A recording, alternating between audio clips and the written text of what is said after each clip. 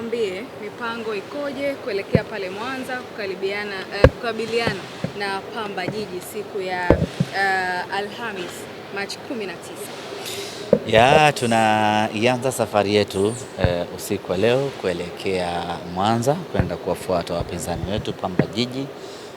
Tunakwenda tukiwa tuko kamili gado, wachezaji wetu wote wapo katika hali nzuri. Tuna uchovu wa kukosa mechi ya tarehe 14 dhidi ya TRA, lakini tumekusanya nguvu za kutosha za kwenda kucheza dhidi ya Pamba Football Club. Maandalizi yetu yamekwenda vizuri, japo kwa muda mchache, lakini yamekwenda vizuri. Wachezaji wetu wote wapo katika hali nzuri na tuko tayari kwa ajili ya mchezo huu. Mchezo dhidi ya Pamba inaingia katika orodha ya michezo migumu ya ligi kuu ya Tanzania. Mara zote mechi baina ya Pamba dhidi ya Simba huwa ni mechi ngumu kweli kweli, na haijaanza leo, ni historia enzi na enzi. Hata wakati wa Toto Africans ikicheza against Simba inakuwa ni mechi ngumu kweli kweli.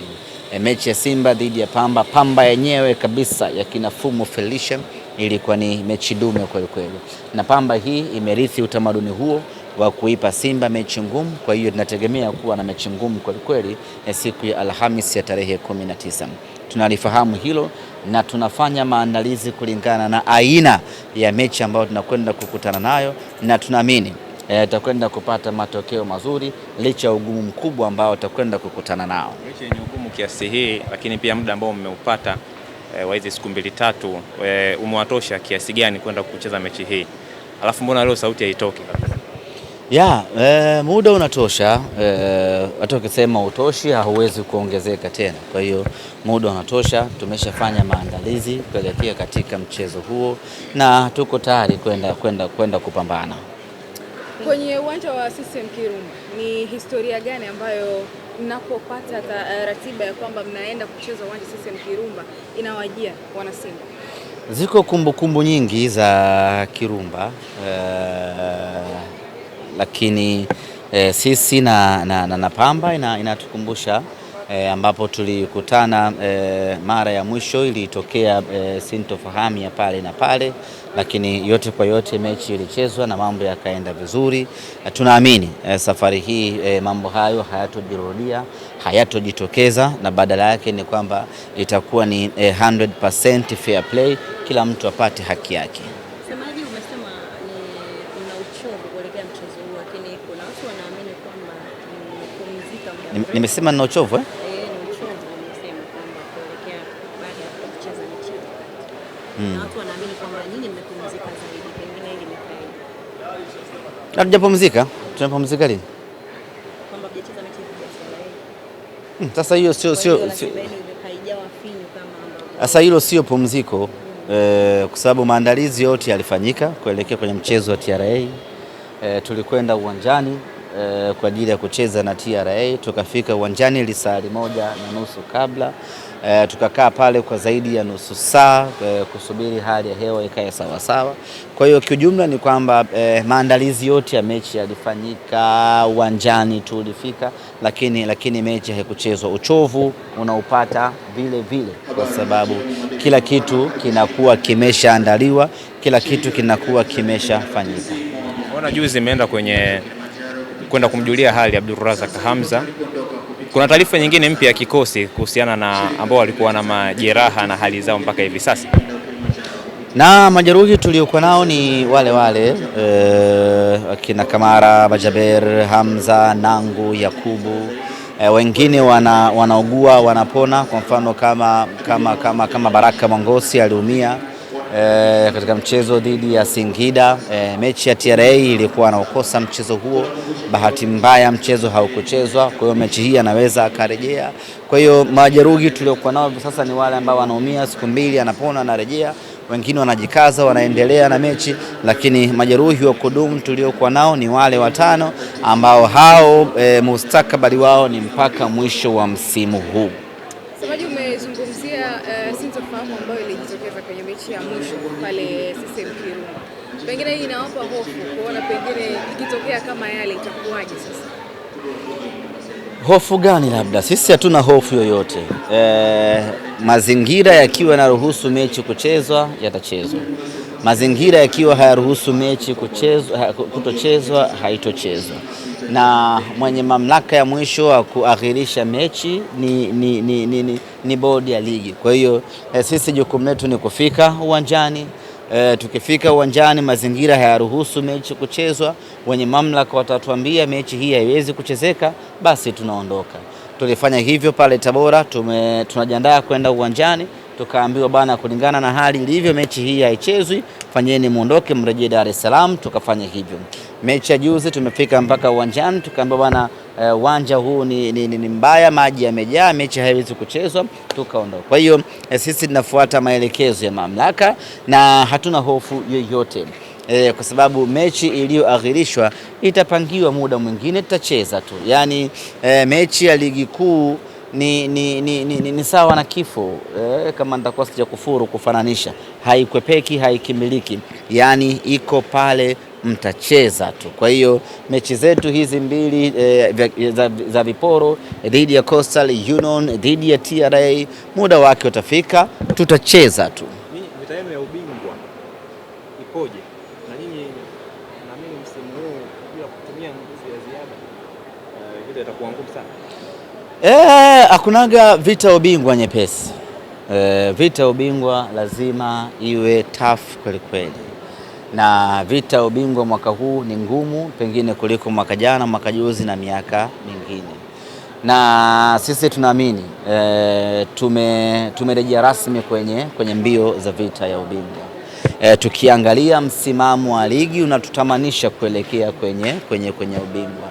Tunaamini kabisa hapa tulipo, tukiongeza ushindani kidogo tu tunakwenda kutimiza malengo yetu, kwa sababu ukimwangalia anayeongoza ligi ambaye yuko juu yetu ametupita alama 3. Alama 3 ni mechi moja, na hiyo mechi moja sisi na wao bado hatujakutana round ya pili.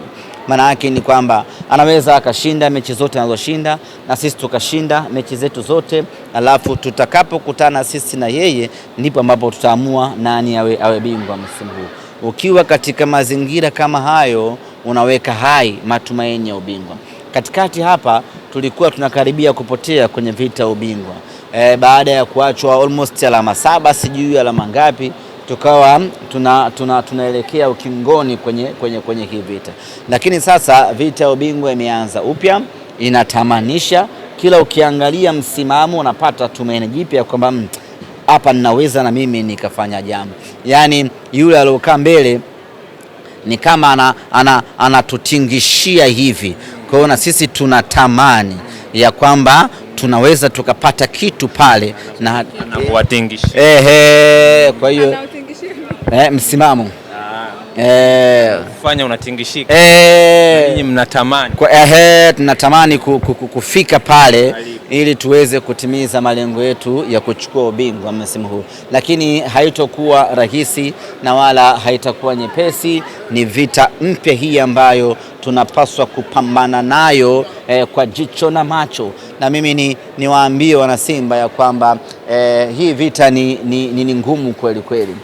Ubingwa haijawahi kuwa vita nyepesi, na kwa sasa wana Simba wote tushikamane. Nguvu kubwa ambayo tumeitumia kupunguza gepu na kufikia alama 3, tuitumie vita hiyo tupunguze gepu na hatimaye tuweze kufikia malengo makubwa ya kuchukua ubingwa msimu huu. Uchambue mechi yao, semaje? Uchambue mechi yao. Mechi gani? On target moja wataka washindeje? Ili haikuwa penga. Sasa semaji siku hizo umekuwa mchambuzi. Mimi tangu zamani mchambuzi. Si ndo nilikotokea huko. Mchambuzi.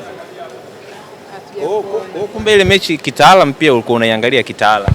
Sijaangalia ila unachambua vipi? Na uwezo wa kuchambua kitu ambacho sijakiona. Hapana. Mimi na uwezo wa kuchambua kitu ambacho sijakiona. Ndio tunaanza kupata shaka. Leo unaulizwa Unatamani nani afungwe ukasema ngoja nikaangalie kwanza vipi matokeo? Faida kwenu au kuna mtu atakuwa hapo? Ningetamani sana angefungwa yule bwana mwingine. Upi? Ningetamani sana. Kikweli ningetamani sana kwa sababu ana kirekodi chake cha mchongo, anajivunia sijui unbeaten. Umeona bana, wakati sisi tunajua ya kwamba tarehe 1 mwezi wa 3 kafungwa. Sasa wao wakikaa unajua hajafungwa tangu mwaka jana, sijui ana mechi ngapi hajafungwa, wakati tarehe 1 mwezi wa 3, yani juzi tu hapo amefungwa goli 1 bila. Mlimfunga ile? Tumemfunga kaka. Tumemfunga. Tumemfunga. Au mimi sikuangalia mechi. Umemfunga. Yaani usitake kukurukuka. Wale Zanzibar mlimfunga. Tumemfunga. Veron. Waambiwa nisubiri. Unaona bana tumemfunga. Kwa hiyo nilikuwa nataka yule bwana mwingine naye amfunge ili kuondoa ako kakichaka ka rekodi ambako wanatamanako. Lakini tutaka zaidi kuona gap linapungua kwa sababu kama angefungwa manake gap lingekuwa pointi 2 pekee. Gap la pointi 2 manake hapo ngoma ni yena. Hapo unahitaji mechi moja tu unashinda, unakaa juu, unakuwa unaongoza kwa alama moja zaidi. Kwa hiyo ikapatikana sare, sio mbaya sana kwa sababu imesaidia kupunguza gap kutoka 5 mpaka 3, na tunaanza kulifanyia kazi hilo gap la pointi 3 namna gani ya kuliyeyusha. Niliwaambia siku moja gap la pointi 5 tutaliyeyusha mithili ya theluji inavyoyeyuka juu ya mlima Kilimanjaro. Ndo ilikuwa ndo kazi. Ndo wanasema wamenyimwa penalti. Na kweli tukiangalia pale wamenyimwa penalti.